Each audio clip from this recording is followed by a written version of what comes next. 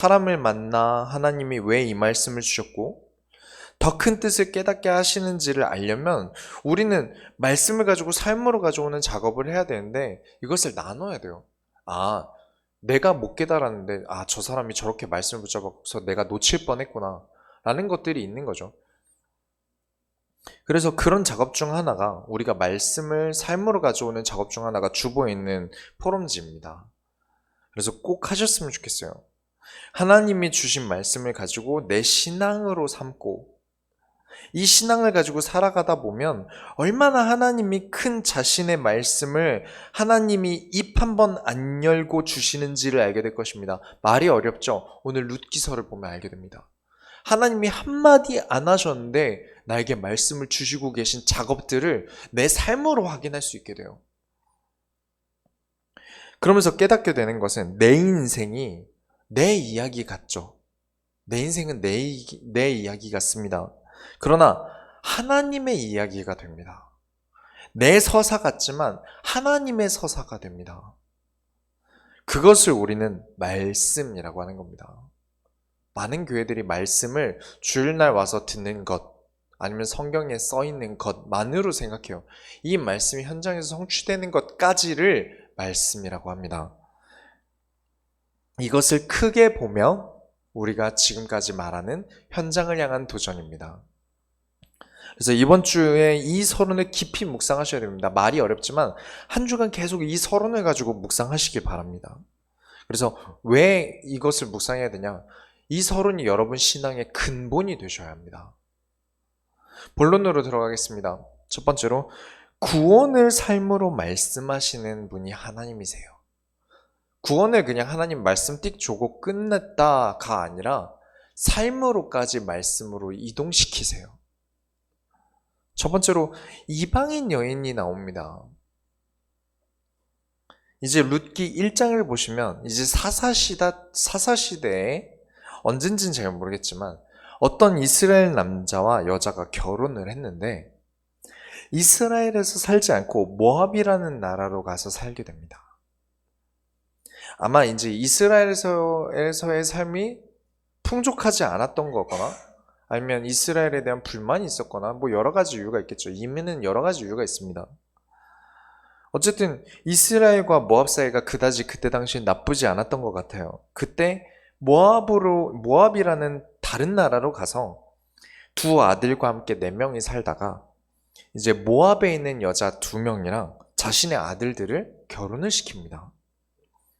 근데 율법에 이방 여인과 혼인은 가능합니까?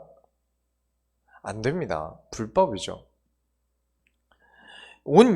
지금 이 이스라엘 가족이 이스라엘이 얼마나 마음이 없었는지를 보여주는 겁니다.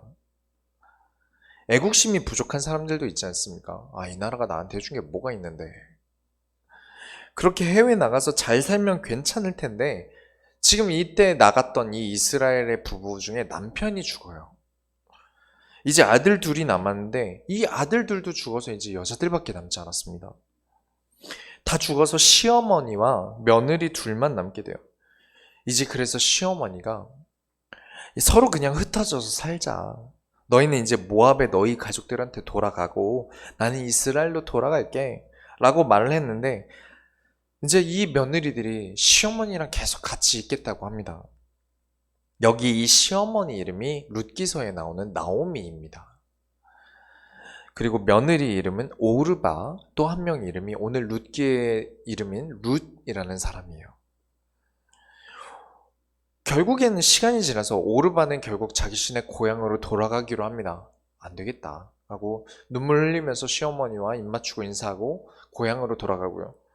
하지만 이 룻이라는 사람은 끝까지 붙어 있게 돼요. 1장 15절부터 16절을 보시겠습니다.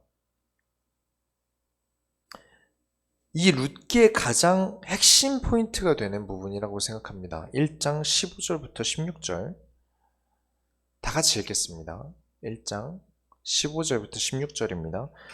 나오미가 또 이르되 보라 내 동서는 그의 백성과 그의 신들에게로 돌아가나니 너도 너의 동서를 따라 돌아가라 하니 룻이 이르되 내게 어머니를 떠나며 어머니를 따르지 말고 돌아가라. 강권하지 마옵소서. 어머니께서는 가시는 곳에 나도 가고 어머니께서 머무시는 곳에서 나도 머물겠나이다. 어머니의 백성이 나의 백성이 되고 어머니의 하나님이 나의 하나님이 되리시니. 왜 이게 포인트냐? 롯이 나오미를 따랐다?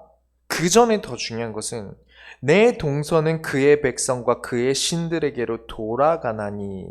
그의 신들에게 돌아간다는 말은 무슨 의미입니까? 우상에게로 돌아간다는 말입니다. 그런데 우상에게 돌아가는 것을 포기하고 하지 않고 어머니의 백성이 나의 백성이 되고 어머니 하나님이 나의 하나님이 되시리니 무슨 의미입니까? 구원에 대해 설명하고 있는 것입니다. 하나님이 이 사람들의 이야기 같지만 하나님이 이 사람들을 들어서 구원이란 게 어떤 것인지를 설명하고 계신 거예요. 구원은 어떻게 받습니까? 우상 숭배를 내려놓고 하나님께 돌아옴에 있습니다. 나의 하나님이 되실 때 남의 하나님 말고 그냥 교회 다니는 사람들이 믿는 하나님이 아니고 나의 하나님이 될 때, 어머니의 하나님이 아니라 나의 하나님이 될 때 그때 구원을 받는 것입니다. 구원을 설명하고 있는 아주 중요한 책이에요. 성경에서 이방인과 결혼하지 말라고 했던 이유가 무엇이었습니까? 그들로 하여금 우상숭배를 하게 되니까 하지 말라는 것입니다. 우상숭배 안 하면 해도 돼요. 근데 우상숭배를 하게 만들지 않습니까? 그래서 하지 말라고 했습니다. 이방인이 문제가 아니었어요. 그래서 저는 불신자와의 결혼을 반대합니다. 왜냐하면 우상숭배하게 하니까요. 그게 성경적이니까요. 의도는 우상숭배 때문이고요. 근데 지금 이 룻은 이방인 여인이지만 이스라엘 나라의 백성은 아니지만 하나님 나라의 백성임을 자신에서 선포하고 있는 거예요. 이게 귀한 거죠. 다른 나라가 중요한 게 아닙니다. 하나님 나라의 백성이 되는 게 중요한 것입니다. 두 번째로 하나님이 함께하는 사람이 있습니다. 여러분 이런 사람이 되시기 바랍니다. 이제 19절부터 21절을 보면 나오미와 룻이 이스라엘로 돌아옵니다. 사람들이 수근수근해요. 말이 많겠죠, 당연히. 나오미가 돌아왔는데 분명 이 가족이 다른 나라로 이주할 때는 뭔가 있어도 단단히 있었나 봅니다. 누군가와 싸웠을 수도 있고요. 이스라엘에서 반대를 하는데도 나는 나가서 성공할 거야. 두고 봐. 큰 소리 치고 나왔다든지 어찌됐든 사람들의 말이 많아요. 그런데 나오미가 이런 말을 합니다. 나를 나오미라고 하지 말고 마라라고 해라. 나오미의 이름 뜻은 나의 즐거움입니다. 그런데 마라라는 뜻은 괴롭다라는 뜻이에요. 얼마나 괴롭겠습니까? 큰 소리 치고 나온 고향에 금이 환영하지 못하고 지금 완전히 망해서 돌아왔어요. 남편도 잃고 아들도 잃고 며느리 한 명 데리고 왔어요. 그것도 이방인 여인을 데려왔어요. 사람들이 얼마나 수근수근하겠습니까? 거기다가 자기는 나이도 많고요. 고부 갈등이라고 있지 않습니까? 그런데 이 자식이 없으면 이제 자식 없이 며느리만 있으면 자기 입지가 흔들린다고 느껴지나 봐요. 그래서 좀 이제 예전 할머니들은 아들 없을 때 며느리를 그렇게 갈궜죠. 그렇다고 얘기를 하시더라고요. 그런데 내 인생을 지금 다 잃어버린 다음에 자식도 없이 한 집안에서 내 입지가 흔들흔들한데 며느리에게 의지해서 살아가게 된 거 생각하면 참 만막하겠죠. 앞으로 어떻게 살아야 하나 싶고요. 또 한편으로 며느리에게 미안할 거예요. 먹고 살 방법이 이제 남의 밭에 가서 떨어진 이삭을 주워서 그걸로 밥을 해먹는 방법밖에 없어요. 그래서 2장으로 넘어가서 떨어진 이삭을 주워서 챙기러 룻이 갑니다. 먹고 살 방법이 이거밖에 없어요. 이때 보아스라는 그러니까 나오미 남편의 친척이죠. 보아스라는 사람 밭에 들어가서 이삭을 줍게 됩니다. 밭이 있다는 건 뭡니까? 여러분, 밭이 있다는 건 무엇이죠? 땅이 있다는 거죠. 땅이 있다는 건 무엇이죠? 돈이 있다는 겁니다. 부자라는 거죠. 2장 4절에 이 돈이 많은 보아스라는 사람의 신앙을 볼 수가 있습니다. 농부들에게 인사를 하는데 그 인사가 2장 4절을 보시면 여호와께서 너희와 함께 하시기를 원하노라. 이게 인사였어요. 인사라는 건 무엇입니까? 보통 인사를 어떻게 하죠? 어떻게 지냈어? 밥은 먹었어? 몸은 건강해? 잠은 좀 잘 잤어? 우리가 중요하다고 생각하는 것을 인사로 합니다. 그런 것처럼 보아스에게 가장 중요한 것은 하나님과 함께 하는가입니다. 단순히 그때 당시에 문화가 이렇게 인사하는 문화가 아니었어요. 그런데 이 보아스라는 사람은 신앙이 여호와와 함께 하는가가 중요했던 사람이었던 거죠. 그래서 인사를 여호와와 함께 하기를 원하노라. 우리가 지난주에 함께 강단을 나눌 때도 말씀을 드렸지만 여호와께서 나와 동행하시는 게 없으면 내 믿음은 절대 오를 수 없습니다. 하나님께 일방적으로 내 얘기만 하면서 하나님 말씀을 듣지 않는다면 그건 절대 동행할 수 없고요. 그것도 결국엔 내 소견으로 끝이 납니다. 하나님이 내 마음에 어떤 마음을 주셨다면 그것이 정말 하나님이 주신 마음이 맞는지를 확인해야 하고요. 그런 시간에 대한 동행이 필요해요. 자꾸 그 동행을 잃어버리면 내가 나 자신을 제사장으로 만드는 죄를 짓기 너무 쉬워진다고 말씀을 드렸습니다. 여러분, 모든 일에 하나님이 함께 하시기 바랍니다. 여러분이 사업을 하시고 직장 생활을 하시고 가정에 들어가고 인사를 이번 주에 한번 바꿔보세요. 하나님이 함께 하시길 원하노라. 하나님과 함께 있고 오늘 말씀이 성취됐는지를 물어보고 이런 대화가 되면 얼마나 좋습니까? 일방적으로 내 얘기만 하고 내가 하고 싶은 잔소리하고 내가 하고 싶은 일을 하고가 아니라 오늘 어땠어? 오늘 하나님 말씀이 어떻게 성취됐어? 이런 질문들을 하는 가정이 된다면 얼마나 화목할까요? 그렇죠. 같은 목적을 가지고 있죠. 우리가 그렇게 한 주간 한번 살아보시기 바랍니다. 그리고 남자를 만나셔도 여자를 만나셔도 하나님과 말씀으로 동행하는 사람과 결혼을 해야 되는 게 맞습니다. 부부 사이에 트러블이 생기면 어디 가서 말을 합니까? 친구들한테 가서 하기도 하고 교회 와서 하기도 하죠. 뭐 남편이 돈을 안 벌어온다, 아내가 뒤룩뒤룩 살이 쪘다, 뭐 한 사람의 목회자로서 상담을 하다 보면 듣게 되지 않습니까? 전도사 때부터 참 많은 얘기를 들었어요. 아무리 답을 줘도요, 어차피 근데 하고 싶은 대로 하시더라고요. 이번 주에 말씀이 이랬는데 이러면서 쭉 말씀을 드려도 어차피 집에 가서 하시고 싶은 대로 하십니다. 부부도 이제 부부라면 아이도 있고 일단 성인 아닙니까? 자기 앞가림 스스로 하는 분들이라 자기 자신의 철학이 있어요. 이건 뭐 시아버지든 장인어른이든 누구도 어떻게 할 수 없는 거예요. 왜냐? 자기는 다 컸고 다 알고. 왜 하나님과 동행하는 사람과 결혼해야 하느냐? 하나님이 중재자 역할을 부부 사이에 해주셔야 돼요. 누구도 할 수 없습니다. 목사님도 안 돼요. 애초에 이 두 사람이 하나님과 동행하는 사람이라면 둘 사이에 트러블이 나도 그 사이에 하나님이 중재자 역할을 해주시고 판단자 역할을 해주시고 판결자 역할을 해주십니다. 그래서 중요한 거예요. 하나님이 재판장이 되셔서 말씀으로 다시 원상복구시키지 않으시면요, 시간이 갈수록 이 부부 사이는 복구가 안 됩니다. 돌이킬 수가 없어져요. 다시 사랑해지는 게 불가능해지기도 합니다. 또한 아내 때문에 남편 때문에 피곤하신 분 계십니까? 빨리 하나님 말씀 우리가 동행하자 결단하셔야 됩니다. 늦지 않았어요. 지금이라도 우리가 말씀으로 동행하자. 우리 사이에 계속 트러블이 생긴다. 왜냐? 나는 내 소견대로 말하고 당신은 당신 소견대로 말하고. 그렇다면 우리 소견대로 하지 말고 하나님 소견대로 하는 하나님과의 동행이 우리에게 필요한 건 아니냐 결단하셔야 됩니다. 세 번째로 이 보아스라는 사람에 대해서 더 알아보겠습니다. 보아스가 밭을 돌아보는데 룻이 눈에 보여요.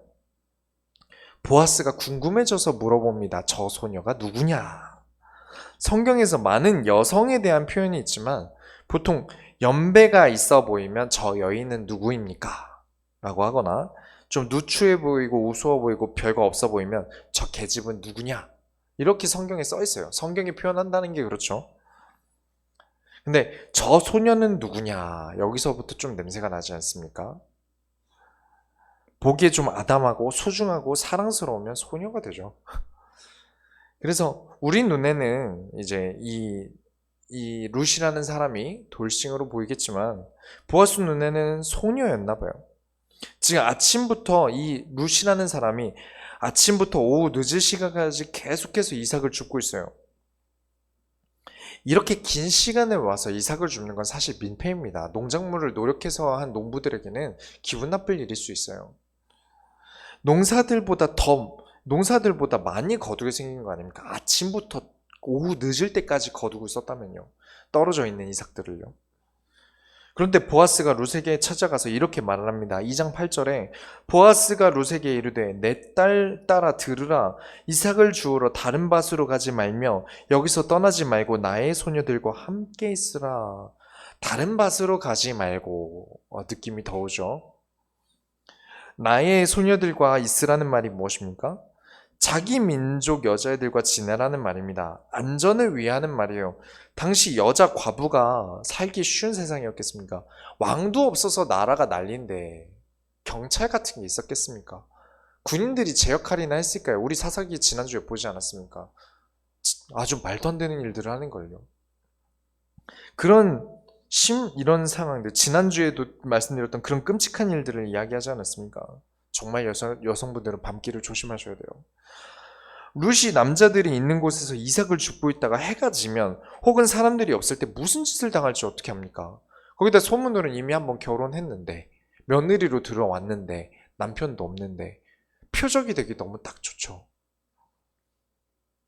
큰 일을 당해놓고 결혼해서 갔다 온 것처럼 갔다 온 게 약점이 되기도 하고 또 다른 지역 정도가 아니라 완전 이방인이기 때문에 누가 지켜주지도 않습니다. 다른 나라 사람 아닙니까? 그래서 큰일을 당하고 난 다음에 어디 가서 말할 데도 없어져요. 그런데 이 사람을 지켜주기 위해서 이 밭 외에 다른 데 가지 말고, 왜냐? 내가 책임져 준다는 얘기죠. 내 소녀들과 있어라. 남자들과 같이 있지 말라는 말입니다. 그래서 보아스가 왜 룻에게 이러는지는 좀 알겠죠. 그만큼 마음에 들었다는 겁니다.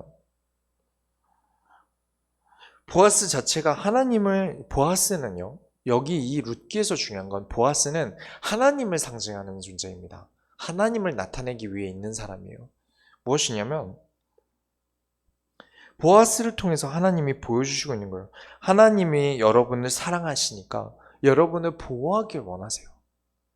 사랑하시니까 하나님 나라 안에 머물기 원하세요. 왜냐? 하나님 나라에 벗어나면 너무 이 미친 세상에, 정신 나간 세상에, 우리가 살고 있는 이 세상에서 어떠한 일을 겪을지 모르기 때문에 하나님 나라 안에 있길 원하는 겁니다. 보아스를 통해서 나타내고 있는 것이에요. 하나님 품 안에 안전하게 거하길 하나님 원하십니다. 그 마음을 읽어보자면 11절, 12절을 보시면 보아스가 그에게 대답하여 이르되 내 남편이 죽은 후에 내가 시어머니에게 행한 모든 것과 내 부모와 고국을 떠나 전에 알지 못하던 백성에게로 온 일을 내가 분명히 알려줬느니라. 여호와께서 내가 행한 일에 보답하시기를 원하며 이스라엘의 하나님 여호와께서 그의 날개 아래에 보호를 받으러 내게 온전한 상 주시기를 원하노라 하시는지라. 하나님의 마음으로 다시 이 구절들을 해석을 하자면 천국 백성이 되었고 이 나라에 왔다는 것, 천국 백성이 되었고 하나님 자녀가 되었으니까 여호와의 날개 아래에 보호를 받고 도리어 상까지 받기를 하나님이 원하신다는 것을 보아스를 통해서 우리에게 보여주고 계신 겁니다.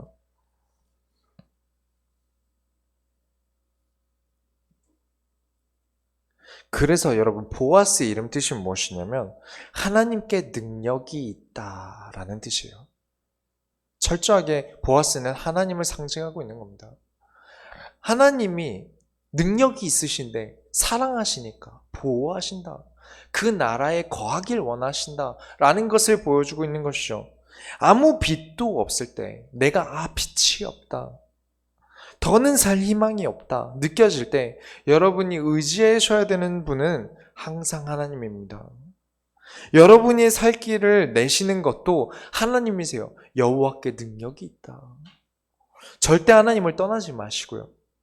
절대 말씀을 떠나지 마셔서 하나님의 사랑 안에 살아가시길 바랍니다. 두 번째로, 하나님이 설명하시는 사랑이 있어요. 첫 번째로 기업을 잇도록 하라. 대놓고 이제 보아스가 룻을 예뻐하기 시작합니다. 보아스가 먹을 떡을 나눠주는데 일반 농부들도 못 먹는 양념에 찍어 먹게 해줘요. 그쵸? 거기다가 생곡식이 아니라 볶은 곡식을 줘서 또 배가 부르게 해요. 그리고 룻더러 많이 주워가게 하고 몰래 곡식을 뽑아서 땅에 떨구라고까지 시킵니다. 2장 27절에 룻이 밭에서 저녁까지 죽고 그 죽은 것을 떠니 보리가 한 에바쯤 되는지라. 이 한 에바라는 게 22리터입니다. 1리터가 한 1kg쯤 되니까 22kg이에요. 엄청나게 많이 죽은 겁니다. 이 정도면 대놓고 지금 보아스가 작업을 걸고 있는 것이죠. 22kg의 곡식을 가져온 걸 보고 나오미가 기겁을 했겠죠. 아니 이걸 어떻게 들고 왔니? 너 이렇게 힘이 셌니? 라고 놀래는 게 아니라 이 많은 곡식을 어디서 가져왔을까요? 그렇죠? 혹시 나쁜 짓을 해서 가져온 건 아닐까 걱정도 될 거고요. 궁금해지겠죠. 그래서 물어보는데 있었던 일을 다 듣습니다. 그래서 그때는 아 그랬구나 하고 지내는데 며칠을 지내면서 곰곰이 생각해 보니까 나오미가 생각하기에도 보아스가 룻을 좋아한단 말이죠. 그런데 시어머니 입장에서 며느리를 다시 다른 남자에게 시집 보내는 게 마음이 편하겠습니까? 그러지만 결단을 합니다. 3장 1절을 보시면 룻의 시어머니 나오미가 그에게 이르되 내 딸아 내가 너를 위하여 안식할 곳을 구하여 너를 복되게 하여야 하지 않겠느냐. 복되게 한다는 말이 아주 중요합니다. 복은 언제나 그리스도를 예표하는 말입니다. 절대 잊지 않으시기 바랍니다. 룻이 그리스도가 된다는 게 아니죠. 진짜 잘 되게 해야 된다는 말도 있겠습니다만 성경적으로 다시 본다면 너를 그리스도를 통하여 완전히 하나님 나라의 백성이 되게 해야 하지 않겠느냐라는 전도자, 하나님과 인간 사이의 중재자로서의 전도자 역할을 지금 나오미가 하는 것을 설명하고 있는 겁니다. 보아스는 원래 나오미 남편의 친족이라서 룻과 결혼해도 당시에 불법이 아니에요. 물론 이방인인 게 문제긴 하지만 어차피 결혼했으니까 이스라엘 민족이 됐던 건 사실입니다. 그래서 친족인 보아스에게 결혼해도 문제가 크게 되지 않아요. 예전에 창세기에 유다 얘기 때 다말 얘기를 하면서도 대를 잇는 게 중요했기 때문에 그때 당시 친족 문화는 내 형제, 예를 들어서 제가 죽으면 저의 아내는 제 동생과 혼인하게 돼 있어요. 그때 당시에 법이 그랬다는 거죠. 그래서 그런 것들이 문제가 되지 않았다는 겁니다. 그래서 2절에 내가 함께하던 하녀들을 둔 보아스는 우리의 친족이 아니냐. 보라, 그가 오늘 밤에 타작마당에서 보리를 까불리라. 이스라엘이면 중동이죠. 중동은 어떻습니까? 여러분 이미지 더운 곳이죠. 그래서 밤에 시원할 때 일하는 걸 좋아했어요. 그런데 밤에 일하고 나면 어떻습니까? 여러분 야근하고 나시면 어떠세요? 잠을 안 자더라도 누워만 있게 돼요. 누워 있고 싶어지고요. 누워서 책 보고 누워서 핸드폰 보고 그렇게 되죠. 거기다가 이제 밥까지 먹었어요. 그럼 어떻게 됩니까? 바로 눕는 겁니다. 그때 그 사람이 눕는 곳을 알았다가 지금 나오미가 룻에게 어떻게 얘기하냐면 이 보아스가 일을 하고 밥 먹고 누웠을 때 그 발치 이불 아래에 누우라고 합니다. 갈 때 목욕도 하고 가장 예쁜 옷을 입고 기름칠하고 가라고까지 얘기하는 건 뭔가 밤중에 역사가 일어나게 하라는 것이죠. 룻도 이제 이 의미를 알고 보아스 옆에 가서 누웠어요. 이제 보아스 입장에선 한밤중에 와서 누가 이불 속으로 들어오면 완전 놀라겠죠. 주원 아십니까? 그쵸? 3장 9절에 이르되 네가 누구냐 하니 대답하되 나는 당신의 여종 룻이오니 당신의 옷자락을 펴 당신의 여종을 덮으소서. 이는 당신이 기업을 물을 자가 됨이니이다 하니. 기업 물을 자가 된다는 게 무엇이죠? 시편 127편에 자녀는 여호와의 기업이니라 라고 합니다. 룻은 친족 간에 기업받을 책임이 있다는 것이죠. 그 책임을 보아스 당신이 지세요 라고 하고 있는 겁니다. 그런데 여기서 보아스가 특이한 행동을 해요. 우리 일반적인 남자와 같은 행동을 안 합니다. 두 번째로, 사랑은 책임감이 중요합니다. 교회를 사랑하십니까? 교회에 대한 책임감을 가지셔야 됩니다. 가정을 사랑하십니까? 가정에 대한 책임감이 있어야 됩니다. 나의 아내, 내 여자친구, 내 남자친구 사랑하십니까? 책임감이 있어야 돼요. 하나님이 여러분을 책임지십니다. 여러분의 하나님을 사랑하십니까? 하나님에 대한 내 책임을 다해야 됩니다. 여기서 세 명의 책임이 나옵니다. 나옴이라는 시어머니는 마음에 두고 있는 사랑하는 룻에 대한 책임이 나오고요. 그리고 룻은 기업에 대한 책임을 지기 위해서 나섭니다. 그리고 오늘 보아스는 사랑에 대한 책임을 지기 시작합니다. 보아스가 어떻게 책임을 지냐면 10절 11절을 다 읽어야 되는데 3장의 11절만 읽겠습니다. 그리고 이제 내 딸아 두려워하지 말라. 내가 내 말대로 내게 다 행하리라. 내가 현숙한 여자인 줄을 나의 성읍 백성이 다 아느니라. 이게 성경을 보다 보면 그냥 놓치기 쉬운 구절인데 굉장히 중요한 구절입니다. 왜 이게 중요하냐면, 왜 이게 중요한 책임을 지는 것이냐면, 지금 보아스가 룻을 좋아하는데 룻이 이불 속으로 들어왔어요. 남자들은 숟가락 들 힘만 있어도 라는 말이 있지 않습니까?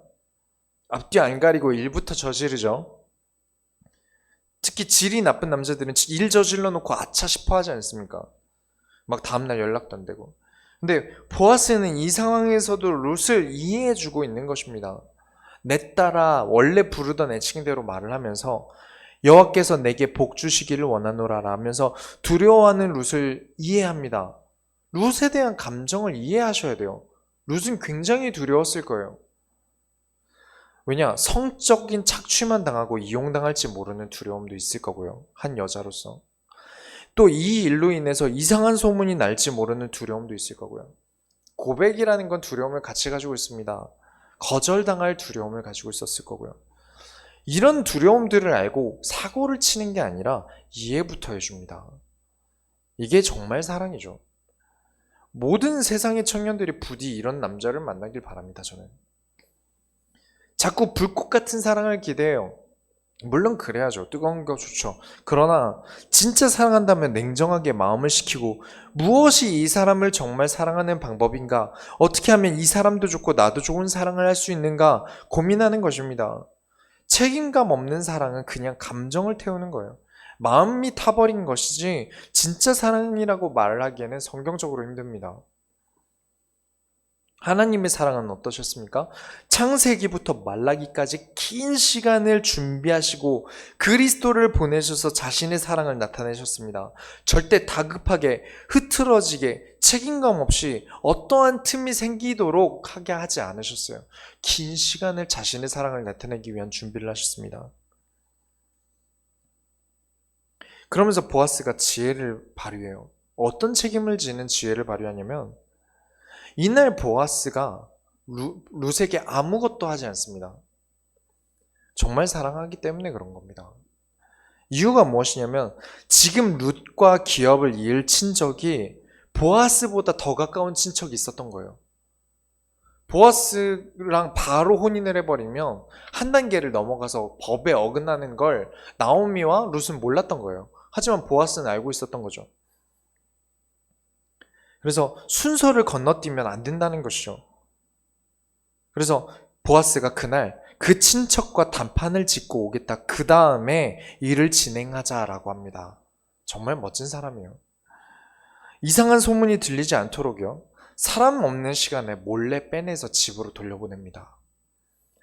앞으로 10년, 20년 후에도 이 설교를 혹시라도 듣고 있을지 모르는 누군가에게 꼭 말씀을 드립니다. 오늘부터 이상형은 보아스가 되세요. 돈도 많고 책임감 있고 하나님과 동행하고 진짜 나를 사랑해주고 최고죠. 여튼 이제 보아스가 나가서 룻과 가장 가까운 그 친척을 만납니다. 그리고 주변 장로들을 다 모아요. 다 불러낸 다음에 증인을 서게 만듭니다. 4장 1절을 보시면 기업 물을 자가 지나가는지라 보아스가 그에게 이르되 아무개여 이리로 와서 앉으라. 왜 이 사람의 이름이 아무개로 나옵니까? 나름 중요하지 않습니까? 근데 이 이름이 안 나와요. 나오미의 며느리 룻 말고 그 위에 있는 사람들까지도 나오는데 굳이 왜 여기 있는 이 사람은 아무개로 나왔을까요? 안 중요해서요? 생각보다 중요한 역할입니다. 지금 이 성경에서 이 사람의 익명성을 보장해주고 있는 거예요.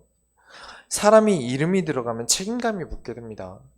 몇몇 사람들이 왜 차에만 타면 그렇게 성격이 바뀝니까? 이 차가 내 얼굴을 가려주기 때문이죠. 앞에서 한마디도 못하는 사람들이 인터넷에서 왜 그렇게 심한 말을 합니까? 그게 익명성이라는 거죠. 내가 내 말을 책임지지 않아도 되게 만듭니다. 내 얼굴을 가리고 내 이름을 가린다는 것은요. 우리가 결론을 아시다시피 이 기업물을 아무개가 이름 없는 이 사람이 룻을 포기할 거예요. 그리고 이것은 책임 회피가 되지 않습니까? 죄는 아니지만 책임을 회피하는 건 욕먹을 짓이라는 거죠. 그래서 이 사람의 이름을 지켜주고 있는 거예요. 욕먹지 않도록. 지혜로운 겁니다. 보아스가 어떻게 룻을 얻게 되냐면 이 아무개한테 내가 룻과 기업을 이어라 라고 말하지 않고 꾀를 냅니다. 어떻게 되냐면 나오미가 먼 데서 왔지 않냐? 그런데 우리 지파의 땅 권한 중 하나가 이 나오미한테 있지 않냐? 왜냐 남편이 있었으니까. 근데 이 나오미가 생활고가 어려워서 이 땅을 팔려고 하는데 그럼 다른 기업에게 팔게 된다. 다른 지파에게 팔게 되지 않냐? 그럼 같은 지파의 땅을 다른 지파에게 팔게 두면 되냐? 근데 네가 가장 가까운 친척이니까 네가 사라. 아니면 그 다음인 내가 사겠다. 그리고 내가 그 기업을 잇겠다. 라고 얘기를 해요. 근데 땅을 산다는 게 쉽습니까? 큰 돈이 들죠. 그래서 이 가까운 친척이 이 땅을 포기하게 되면서 자연적으로 이 룻에 대한 책임을 보아스가 지게 됩니다.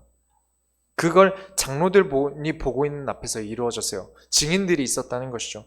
보아스가 머리를 잘 썼죠. 하루 만에 이런 지혜들을 이뤄냅니다.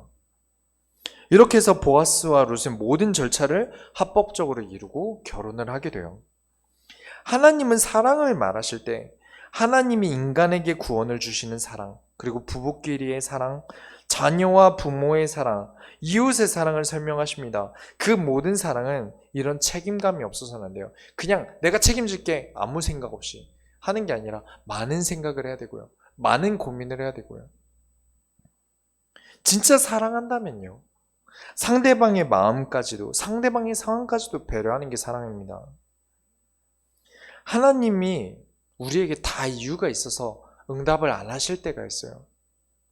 내가 정말 갖고 싶은 게 있고요.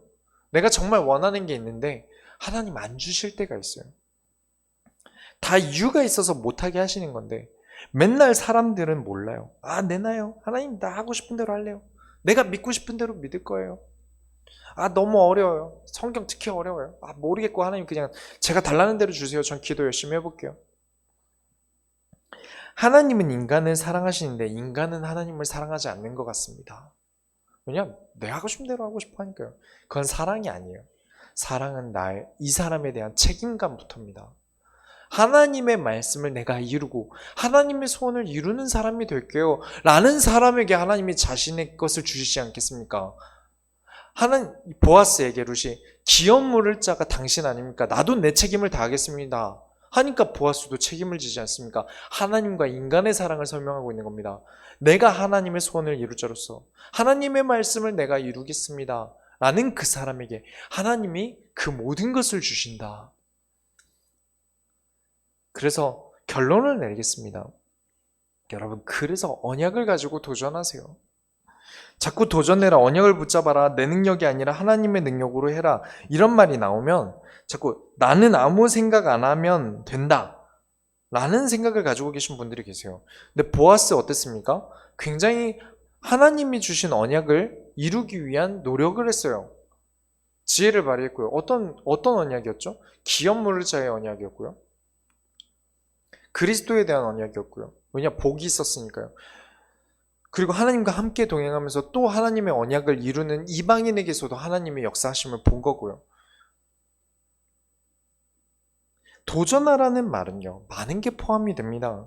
가만히 누워서 TV나 보라는 게 도전이 아닙니다. 아무것도 안 하면 하나님이 하시겠지가 절대 하나님이 언약을 하시고 나는 아무것도 하지 말고 이런 것들이 아닙니다. 내가 해야 할 목적을 가지고 공부도 하고 정보도 찾고 준비도 하고 연습도 하고 실제로 뛰어드는 게 도전이죠. 하나님이 모세오경을 통해서 언약을 주셨습니다. 그리고 여호수아서에서 모든 인생이라는 전쟁은 하나님의 허락 없이는 승리도 없다라는 것을 배웠어요. 그리고 사사기를 통해서 하나님의 말씀이 없는 그 즉시 인생이 죄밖에 남지 않는다는 것을 배웠습니다. 그리고 오늘 우리가 룻기를 통해서 우리가 지금까지 받아왔던 이 언약들을, 하나님 주신 언약들을 선택하고 구원을 선택하고 말씀을 선택하고 사는 삶에 어떤 일이 일어납니까? 룻의 인생 얘기 같고 보아스의 인생 얘기 같지만 하나님은 그 인생을 가지고 하나님을 나타내십니다. 하나님을 설명하시고요. 구원을 설명합니다. 여러분은 그런 존재예요. 여러분을 통해서 하나님이 이 시대에 말씀을 쓰고 계세요. 여러분은 그런 존재입니다. 여러분을 통해 말씀을 쓰고 말씀을 나타내고 계시다는 사실을 여러분 잊지 마셔야 됩니다. 그래서 나의 인생에 나 스스로를 책임감을 가지셔야 돼요. 나를 막 굴린다? 막 쓴다? 막 대한다? 완전 잘못된 겁니다. 나를 사랑하지 않는다?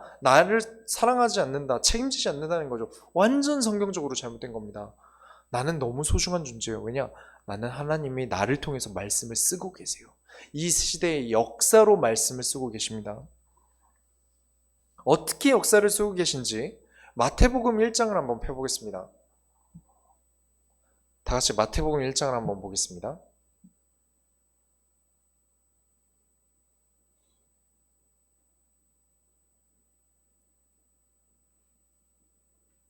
마태복음 1장. 마태복음 1장 3절을 보시면 유다는 다말을 낳고, 이 다말이라는 사람이 우리식으로 말하면 3번의 재혼에 시아버지를 속여서 자식을 낳았습니다. 율법상 불법이지만 왜냐? 시아버지를 속였으니까요. 그 이유가 목숨을 걸고 후대라는 언약에 몸을 던진 결과입니다. 1장 5절에는 라합이라는 사람이 나옵니다. 기생이죠. 이방인의 기생이에요. 이스라엘에서는 절대 불법이 되는 직업입니다. 그런데 하나님은 이 기생이 하나님 앞에 쓰임받기를 도전했는데 예수님의 족보 안에 들어갑니다. 가나안으로 이스라엘이 오는 역할을 이 사람 한 명이 했어요. 어떤 대단한 사람이 한 게 아닙니다. 하나님 앞에 도전한 이 한 명이 했어요. 그리고 1장 5절에 오늘 보신 룻이 나옵니다. 오늘 보셨다시피 이방 여자예요. 이스라엘은 이방인과의 혼인을 절대로 금합니다. 그러나 그 금기를 깨고 하나님 앞에서 언약으로 도전한 결과 예수님의 족보 안에 들어옵니다. 여기 있는 이 3명이 예수님 족보 안에 있는 여자로 끝이에요. 한 명 더 있긴 한데, 2명이 더 있긴 한데 그 이후에 보겠습니다. 예수님의 족보 안에 나온다는 말은 무엇입니까? 이들을 통해 하나님은 그리스도라는 구원을 설명하셨다라는 것입니다. 엄청난 말이에요. 지금까지 어떻게 살아오셨습니까? 여러분 인생을 돌아보세요. 어떻게 사셨나요? 어떻게 살아오셨던지 이제는 내 인생이 아니라 하나님의 역사를 쓰시기 바랍니다. 교회와 현장이 끊어지지 않는 끈이 말씀이에요. 또한 응답의 문을 열고 새로운 하나님의 역사를 쓰는 것이 말씀입니다. 그래서 말씀대로 살라는 말이 너무 중요했고, 이 말씀대로 살아가면서 삶 속에서 하나님 앞에 지혜를 구한다면, 그러면서 계속해서 도전한다면 여러분은 현장에는 전에 없었던 새로운 역사를, 하나님의 말씀을 쓰게 되실 것입니다. 여러분이 절대 잊지 않으시고 한 주간 하나님과의 동행을 잃어버리지 마시기 바랍니다. 우리가 하나님의 소원을 이루어드립시다. 기도하겠습니다. 하나님 감사합니다. 오늘 연약했으나 힘들었으나 이 여인들의 믿음과 또한 하나님과 동행하는 자의 사랑을 보며 우리는 하나님을 깨닫습니다. 우리의 인생이 누군가가 우리의 인생을 볼 때 하나님이 발견되어지고, 우리의 인생을 읽을 때 하나님의 서사를 읽을 수 있도록 우리가 하나님께 쓰임받기를 결단합니다. 하나님, 우리를 한 주간 사용하시고 하나님의 역사를 쓰시는데 사용하여 주옵소서. 살아계신 예수 그리스도의 이름으로 기도드렸습니다. 아멘.